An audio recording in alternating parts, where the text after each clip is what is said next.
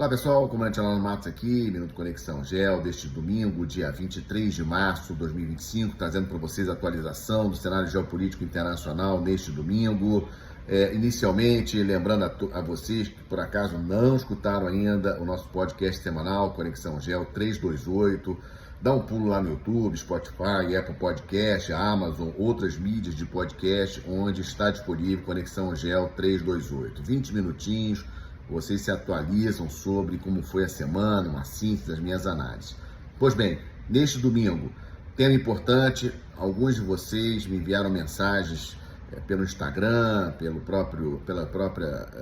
YouTube também e outras mídias, pedindo para eu analisar a entrevista que o Steve Witkoff, o empresário Steve Witkoff, que é o negociador do Trump junto à Rússia, para a questão da guerra Rússia e Ucrânia e também a questão lá do Oriente Médio, Israel e Hamas.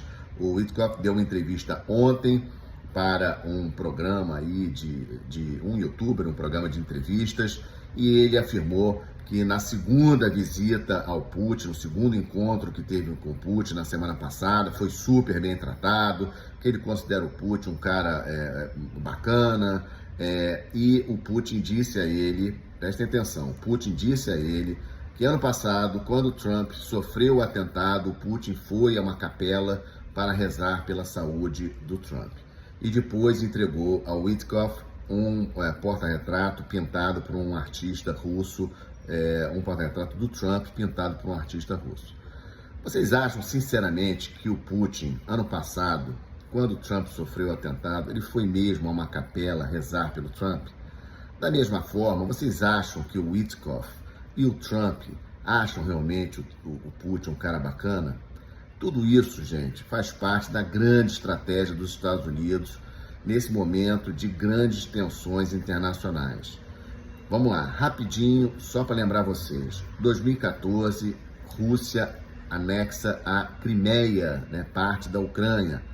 Naquele momento, sanções econômicas foram impostas pela Europa, pelos Estados Unidos, governo Obama naquela época, contra a Rússia. A Rússia, inclusive, deixou de fazer parte do G8, o G8 voltou a ser G7, a Rússia deixou de fazer parte, e com as sanções econômicas impostas, a Rússia foi lentamente aproximando da China.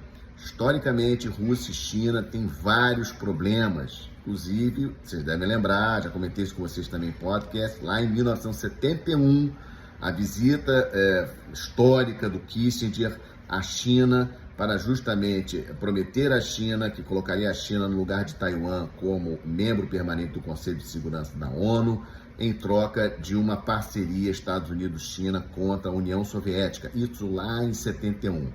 Por quê? Porque a China tinha, inclusive, já tido conflito entre seu país e a União Soviética na fronteira, lá na Manchúria.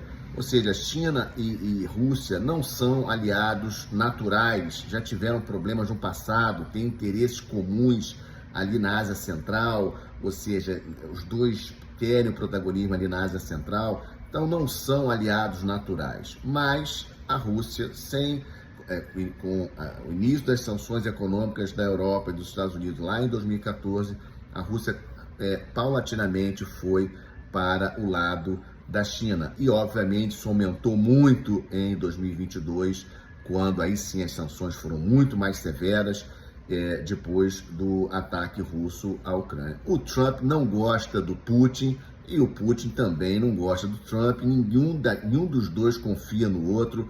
Esse é um jogo de xadrez. O Putin sabe dessa história toda. Ele também estudou os estrategistas americanos, como Kissinger.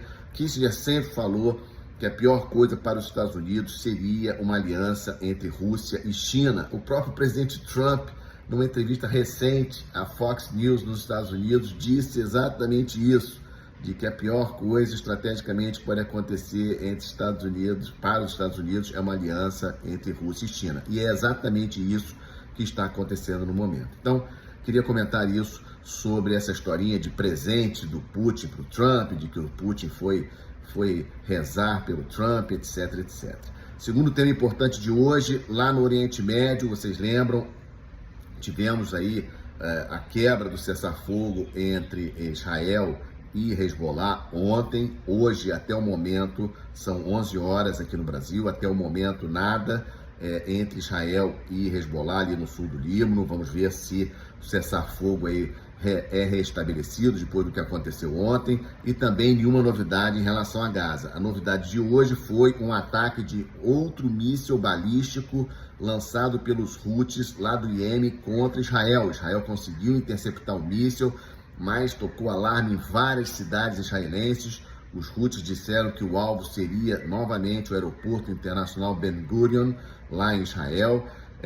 O míssil foi interceptado, mas novamente causou bastante tensão lá em Israel, mais esse ataque dos Houthis. Impressionante a resistência dos Houthis, mesmo depois de todos os ataques que os Estados Unidos perpetraram contra os Houthis lá no Iêmen essa semana. Então, algo para nós acompanharmos. Terceira notícia importante: ontem um encontro muito relevante lá no Japão entre os ministros de Relações Exteriores da China, do Japão e da Coreia do Sul. Eu vou repetir: ontem, sábado, lá em Tóquio, reunião entre ministros de Relações Exteriores de China, Coreia do Sul e Japão.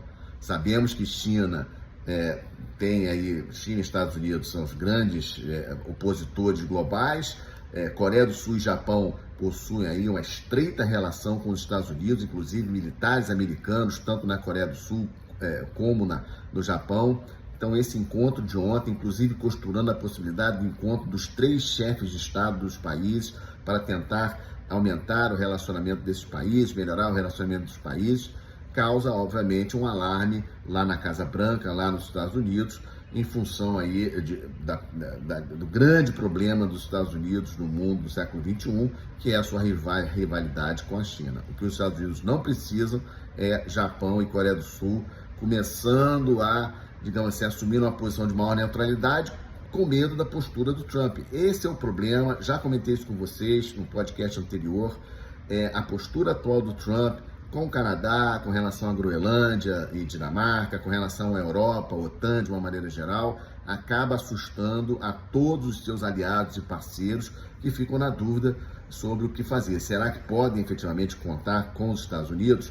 E Japão e Coreia do Sul, pela proximidade geográfica que eles têm da China, obviamente estão preocupados. Então, esse encontro de ontem considerei muito importante e quis trazer para vocês nessa atualização deste domingo. Um excelente domingo para vocês.